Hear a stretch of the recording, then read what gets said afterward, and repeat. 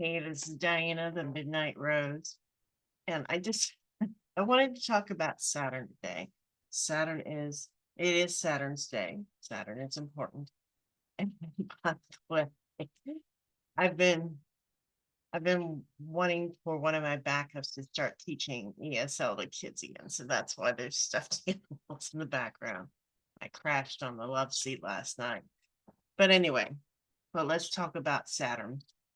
I have been wanting to do a project, a big project, huge Saturn and Chiron in it, but also Mars, the malefics. And the reason that I am obsessed with the malefics is because my entire chart seems to be all about malefics. So I am a Capricorn rising, which means my Capricorn rising is ruled by Saturn. But I do want to say that Saturn is one of the only peregrine planets in my chart, means it doesn't have essential dignity. Every other planet is either exalted, in domicile, and fall, in detriment, every single one. So, and that includes, I have a ton of Mars in my chart. These are traditionally the malefics, Mars and Saturn. And I think they get a raw deal, or perhaps I'm just trying to suck up to. I mean, who are we kidding? So, but I have Mars and the Sun 4 degrees apart in Aries in the fourth, which is an angular house. So it's emphasized. I have my moon in Scorpio right on the south node, key 2, at the 25th degree of Scorpio, which also means, and by the way, it's 4 degrees from Neptune. But because it's on the 25th degree with key 2, that means my Rahu, my north node, is right on the 25th degree and of the opposite side. It's right on Algol, the demon star. It's like 5 seconds apart from the demon star. And I also have a big Pluto in the ninth house, 3 seconds apart from Uranus in the ninth house of Virgo. And I'm in a Mars perfection year, which I'm about to leave, thank goodness. Well, sorry, Mars. Not thank goodness. Please don't hurt me anymore. But Mars gets shit done. And I'm also been in the second Saturn return. It's been like being in a pinball machine and going back and forth between the two, driving me, making me work. So I do want to talk a little bit about Saturn, and I do have some notes. So you'll probably see me kind of reading because I do want to make this a bigger project in the future. And it's something I'm working on.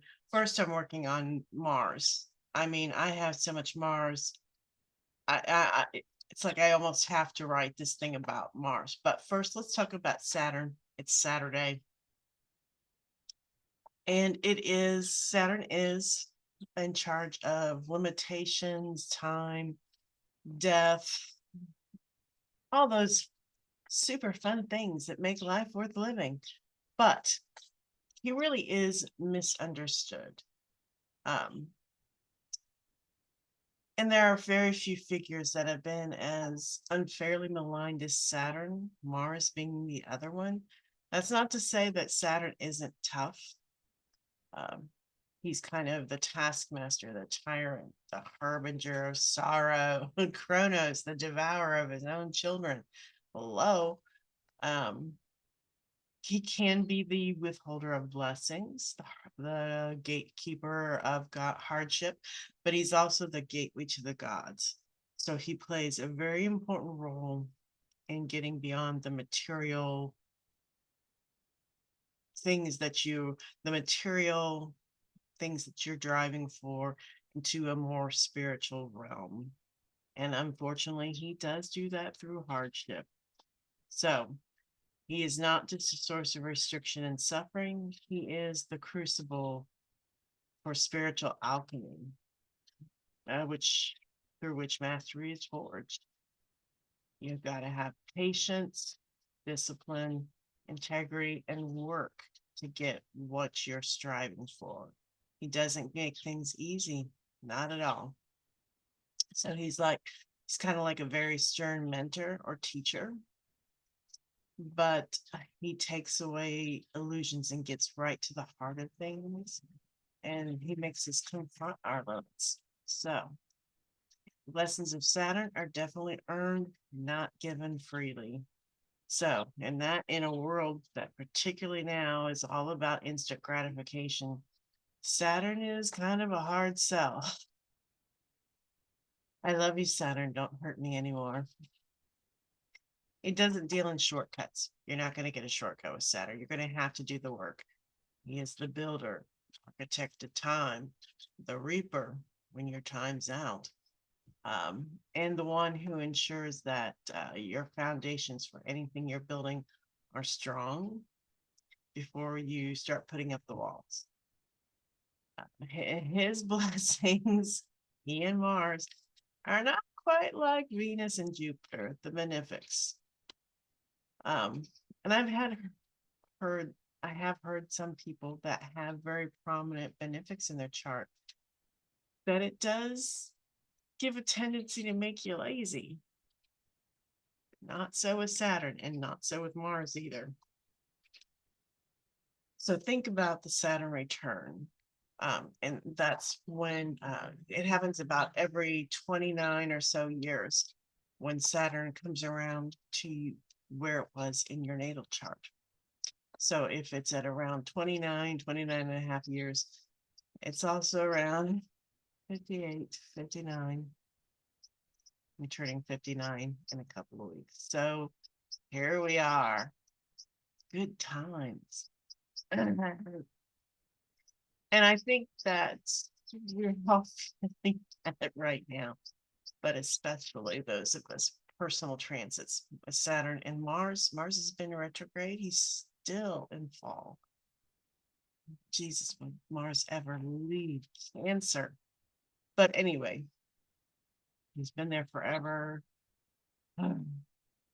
So they're really giving it to us. They're teaching us hard lessons right now globally, and we're all feeling it. So, and we talk about like the 27 club, 28 club, famous people that have died at that age. Yeah, it's a Saturn return. So Saturn it doesn't manifest, any planet does not manifest the same throughout their entire cycle. We have different cycles. And actually, the book I'm working on right now with Mars is about the cycles of Mars and how they relate to certain archetypes, the hero's journey, so forth. So, but for your first Saturn return that happens around 28 to 30, it's a great initiation into your true adulthood. That carefree youth and maybe your illusions about youth and your idealistic view of the world starts to really feel the weight of responsibility, reality. And if you resist the process, you will have more crises. That's true. Any return, any part of the cycle of Saturn. Then again, you have it between 57 and 60. And hopefully you've learned a lot of Saturn's lessons by this time. So hopefully he's 50 here. And it has been manifesting. I have been feeling it more as work and discipline. And I've had days where I've sat at the computer working on my website for 17 hours in a row. I just can't stop. It's like Mars and Saturn tag teaming me, Mars perfection year, Saturn return. It's, like I said, it's like the ball between two bumpers and a pinball machine. Ding, ding, ding, ding, ding, work, work, work, work, work. That's how Saturn feels. So You're stepping into your maturity. And the second return is about your legacy. What kind of legacy are you going to leave? Most people, it's children. Maybe. But what have you contributed to the world? What have you done? What is your accomplishment? What will be in your obituary on your gravestone? What is it that you're leaving behind? So, and if you make it to the third Saturn turn, around 86, 88 years old, maybe we all make it to that stage. He becomes more of a sage, a wise one, no longer, wanting you to work or more contemplation. Think of the hermit contemplating things. And this is a phase of wisdom where time itself feels like it slows down, maybe, if you're lucky. And the perspective gaining from your whole life becomes a guiding force for other. You become, in a way, you sort of manifest Saturn, being able to give advice to other people because Saturn is considered the old man. So it's very tempting to view Saturn in a very superficial way. He's the reaper, he's the lord of karma, which all planets deal with your karma, okay? Not just Saturn. So, but it's tempting to really say he's a malefic, he's evil, he's a limiter. But he's a lot more. He's the ultimate liberator. He shows you the limits and teaches you to break beyond those limits. And that's true of a lot of challenging placements in astrology. I wrote an article, very academically titled, "My Moon is Fallen and It Can't Get Up." And it's true with planets in fall. They create challenges. And if you can figure out how to overcome those challenges, you're going to develop a special skill. That's what fallen planets and detriments, that's their potential. They can teach you how to overcome, develop a skill. They may be fallen, but they're challenging you to rise despite being in a fallen position. So, without no Saturn, there is no structure, only chaos. We do need limitation. There is no form if we don't have limitation, boundaries, only formlessness.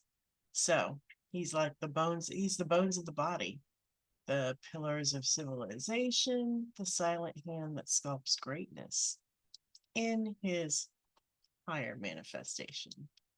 If you work with him, which I obviously do, I work with all the planets. Who are we kidding?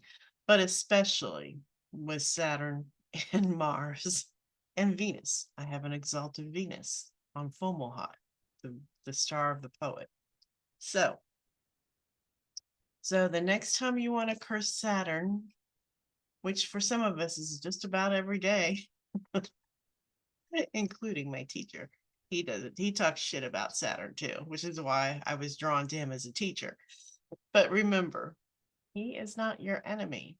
He is the stern architect of your potential, urging you to carve out something lasting, something, not just an idea, but something, bringing it into form, making it real.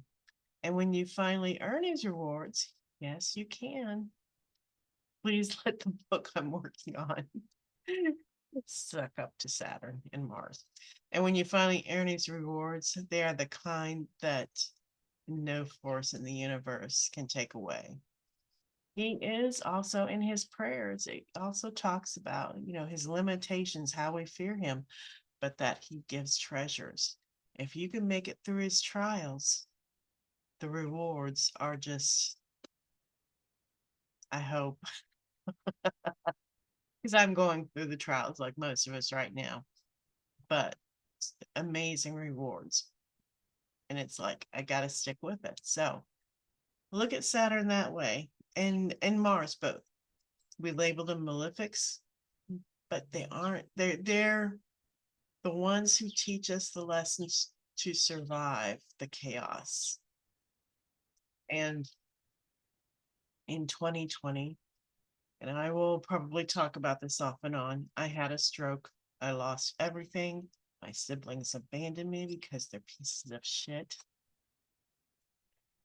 And but I look back, not only did they free me to do the things I want to do, but they prepared me for this chaos. It's like, okay, I've had where I've lost everything.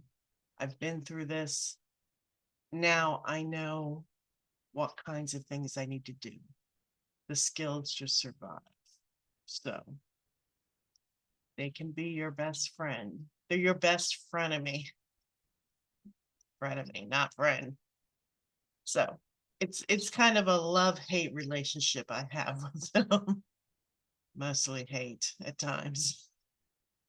It's like, really, Saturn? Really, Mars? But just look at them in a whole different way. Think about the lessons they teach you, how they can help you, and make you tougher so that you can survive the chaos and the challenges in life. So that is my rant about Saturn. I just had to get that off my chest. And I believe me, I'll do one on Mars too at some point. Because yeah, I have so much Mars, so prominent Mars in my chart. Oh, good Lord. So hang in there. Times are tough right now for everybody, especially hard. But these are the lessons we need to learn, and we will come out from it better than before.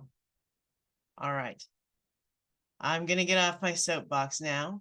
Thank you for tuning in, and I will see you, as always, in the next video, hopefully with a cleaner house. Sometimes it's like, I don't even give a shit. I'm just going to record my damn video. Talk to you later. Next video. Bye-bye. And thank you for the people leaving comments and thanking me in my previous videos. Bye-bye.